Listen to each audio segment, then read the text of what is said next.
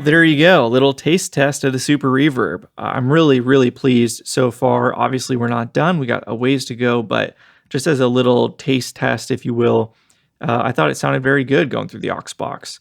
Again, it's not a one-to-one of what you get through the cab. It tends to have more gain running into the aux box. All amps that I've tried do. Don't really know why that is. And then obviously we're running a 4-ohm load instead of the native 2-ohm load, which will change the tone a little bit. But overall, yeah, I found it really inspiring and just made me very excited to play it through the stock cabinet.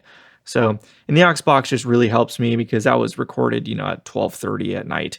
So I would never be able to play the amp otherwise. So, and you guys won't be able to hear it. So there's a little bit of something, a little teaser, if you will. But we will definitely have a video in the future where we hear the amp through its own cab and speakers. So stay tuned for that. We're not done. And but now that we're kind of done confirming it works and operates relatively normally, we can kind of hone in on some of the details here. And so one thing that we noticed when we were kind of going through the amp was there were a few spots where voltage was where it should not be. And the treble caps were an example. This cap right here, this cap right here. Very likely it's not the cap. It's probably just some moisture in the board, which is letting or holding on to voltage. In fact, we measured, I believe in the last video, some voltage right here on the board, and in addition to being at that eyelet. So I went ahead and just soaked this area in isopropyl, heated up the eyelet with the soldering iron, and that just kind of drives out the moisture. Did that a couple times. And then now I've got the cap lifted up. It's not touching anything. And then I've got a 1 meg connected to ground just to help me read it floating in the air a little bit better. So we're going to go ahead and fire it up and see if in fact this blue mold is leaking any. When I've done this in the past, it's been a bit erratic, the results as far as like the numbers the multimeter shows, but if it's going to be a lot of leaky voltage, it should be fairly obvious. Otherwise, it'll just bounce around a little bit, which as I understand it will just happen with, any cap, even a perfectly brand new one floating in the air. So just something to keep in mind there, but we can go ahead and flip it on now. Test this. So we'll get our multimeter, put it over to DC volts. Zoom in for you guys a little bit. So on this side of the cap, we should be getting, probably 280 volts, somewhere in that range. 270 volts. So this is right off the plates of V1. And then this is DC volts. And then we want to make sure, or we want to see basically nothing on this side. And we do, you can see it's erratic like I said it was going to be. But before we were measuring, 0.1, 0.2. That's obviously not the case here. So fairly confident the cap is totally fine. And we measure the board itself. Got a little bit of voltage here, 0.01. So we can clean out this board a little bit better, but I feel pretty good in that cap being safe. And just to show this treble cap, we were getting some voltage, 0.04. And then I believe this cap we were getting a little bit as well. Nope, that cap is fine. Is it this one? Nope, that cap is fine. This treble cap, maybe a little bit. We're still getting scratchiness on that volume pot. So these three caps, quite microphonic. These three caps right here are all feeding the vibrato circuit. And that's where I would look at first glance if there was any of that going on, scratchiness. But 0.009 is like nothing really to be worried about. This one's totally fine. Totally fine. If we look at the pot itself, we go on this side of the bright cap. Got nothing. This side of the bright cap. Basically nothing. So nothing here. Okay, so it's got to be the pot then, because there's not any DC voltage on it. I feel like when I measured it before, there was DC voltage, but that could have just kind of solved itself. So none of the other knobs really have any scratch to it. Yeah, it's just this knob. So I think we'll have to be replacing that pot. But okay, that feels pretty good. Now we can do the same thing for this one and I guess this one as well, just while we're here. And I might even have a 250 picofarad I could swap in there. I have to check. But yeah, I've got a whole order of more caps to come in. So, probably replace this cap right here. Maybe this cap down here. That's all kind of in the works, if you will. Just wait for that stuff to come in. But things are looking pretty good. So let's go ahead and resolder this in here. Turn the amp off. Unplug it from the wall. Drain the caps. Even though I know this amp drains itself very quickly, I can just do this right here. And confirm there's no more voltage in the amp. This is a step I take every single time I'm about to work in the amplifier.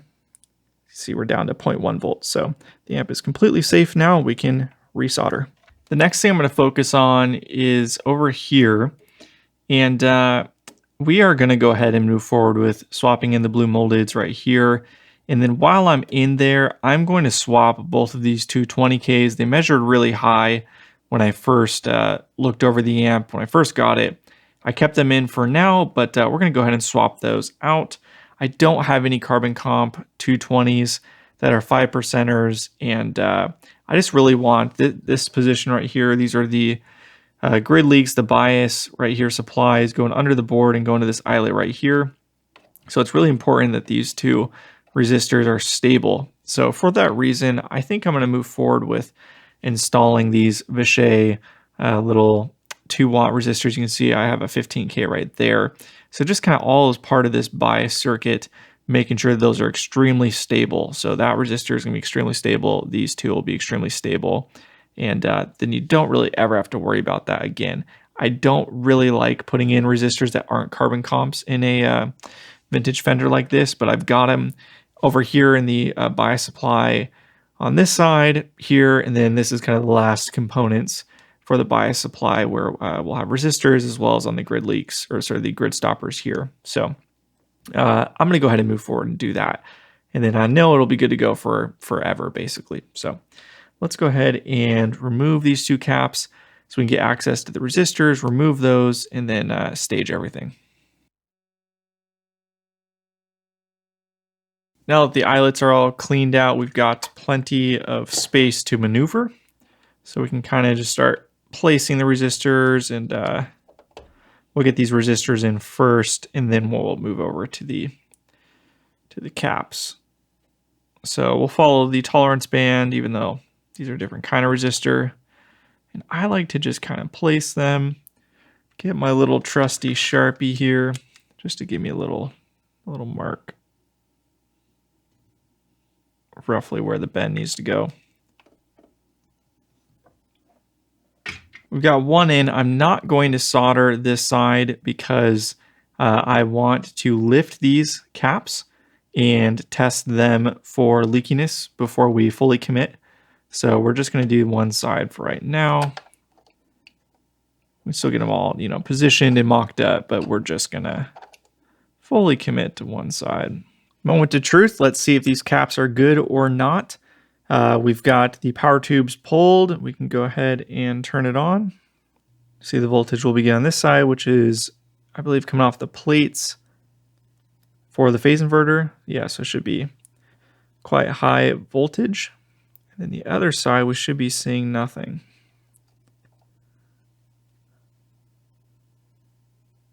Yeah, it's doing that erratic thing, but to